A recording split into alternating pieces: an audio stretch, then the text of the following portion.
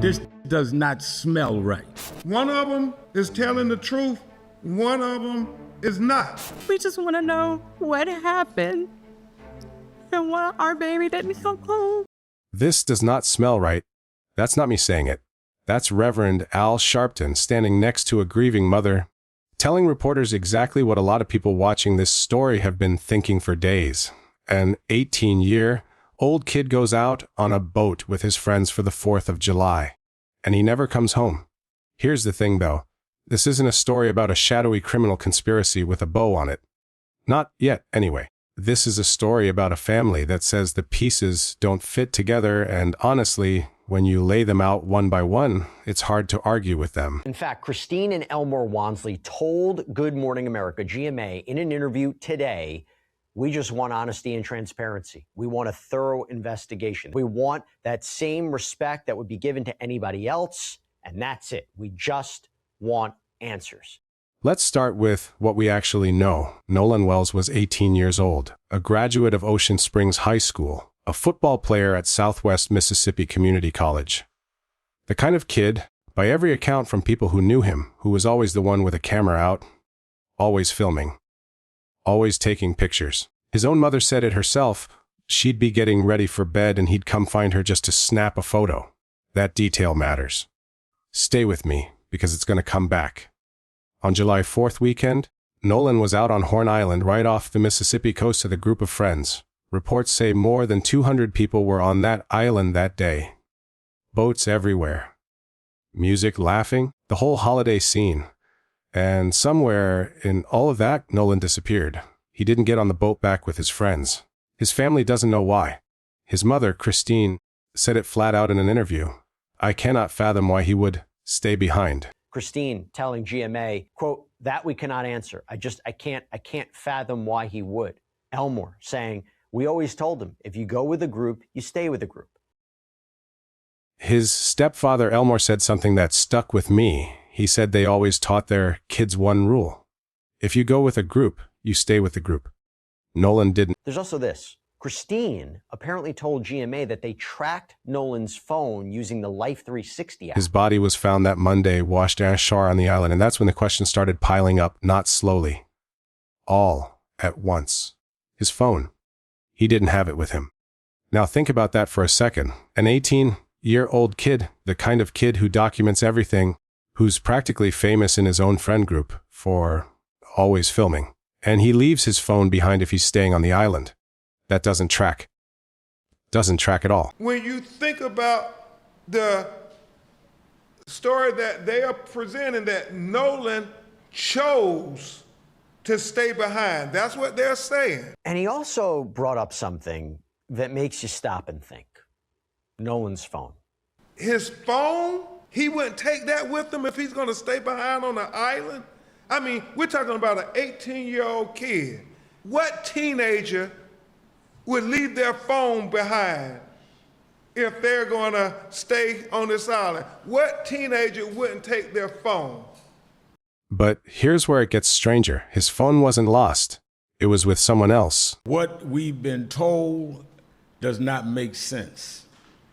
And being that there is lack of confidence in the local authorities, who have already, in my judgment, seemed to have mishandled where it was going. Because to just immediately, before a week time, saying there was nothing done wrong, when we hear that this young man was engaged in some kind of argument that was on tape, that his cell phone and keys ended up with one of the people that were there on the island and got away. One of the people who was on the island that day left with it. And when his mother finally got access to that phone using a tracking app to help locate it, something didn't add up geographically either. The location was showing up on land. And so it's not adding up. It's not adding up at all. The fact, as Reverend Al said, they didn't take his phone with them. His mother, when she finds out that her baby is missing, they start trying to track the phone. The GPS the phone, they've used Life 360, and they discovered that, well, the phone is on land.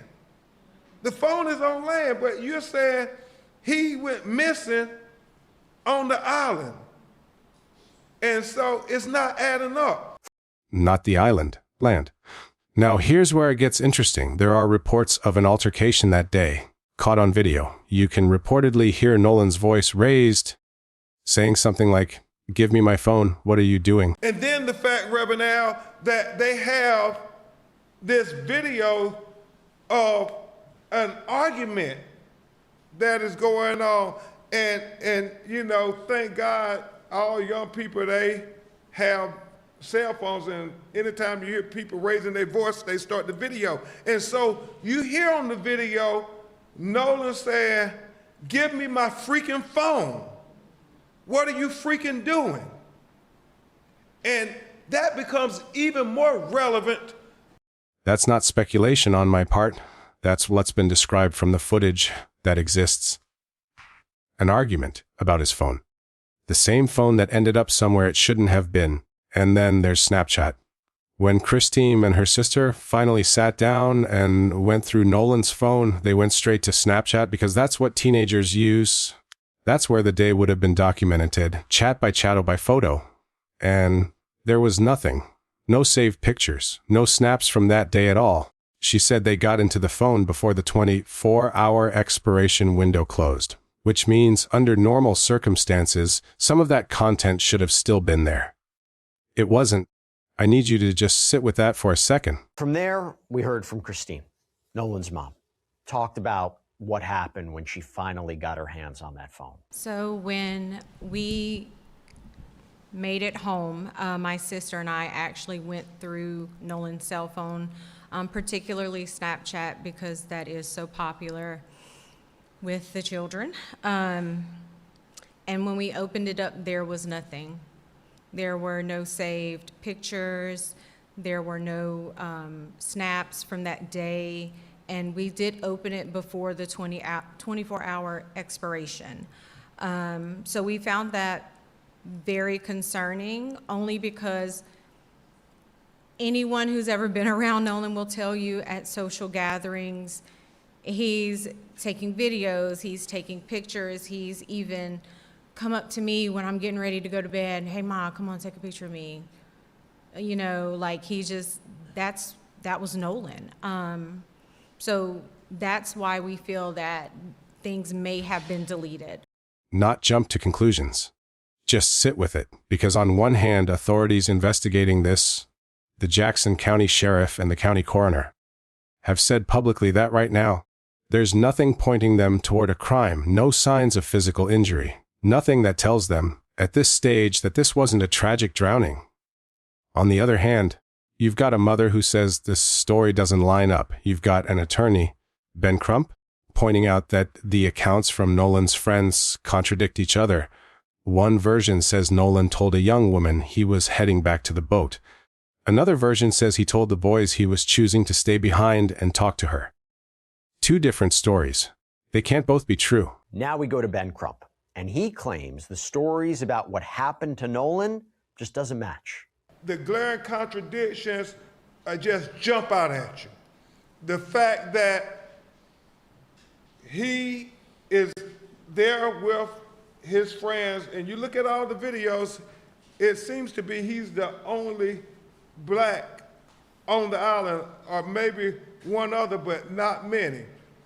And so, Jared, you have where a young woman he was talking to says that, well, Nolan said he was going back to get on the boat with the boys. The boys say that Nolan told them he was going to stay and talk to the young woman. It's a contradiction. They're not saying the same thing. One of them is telling the truth, one of them is not. One of them is telling the truth. One of them is not. And then there's the part that's honestly the hardest to shake. If this was a drowning, in broad daylight, surrounded by 200 people and who knows how many boats. How does nobody see it happen? How does nobody call out? Nobody dive in? Nobody notice a young man going under in the water? And here's one of the biggest questions of all. More than 200 people were reportedly on that island. Boats everywhere. Anyone see anything? This notion that where he drowned, y'all have, I'm sure, seen all the videos out there. I mean, if he's drowning, nobody sees him drown, nobody offers assistance, nobody tries to help him. I mean, obviously, he stands out. He's, I think, the only black person I saw when I'm looking at the videos. And if you see him drowning, you mean nobody is going to try to help him? It's not adding up. That's the question Ben Crump asked directly at the press conference. And it's a fair one. Let me slow down here for a second, because I want to say something honestly. Stories like this get complicated fast, and it's easy for a story to turn into a symbol before it's even finished being a story. Nolan Wells is not a symbol. He's a kid.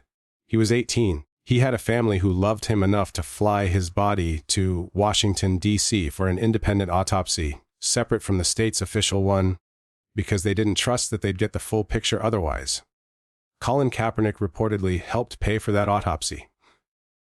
Tyler Perry reportedly helped pay for the funeral, because these were, in Reverend Sharpton's words, just regular parents living their life, who never expected to be standing at a podium demanding the truth about their son's death. It is not adding up. And that's why the family, at their behest, we had an independent autopsy being performed.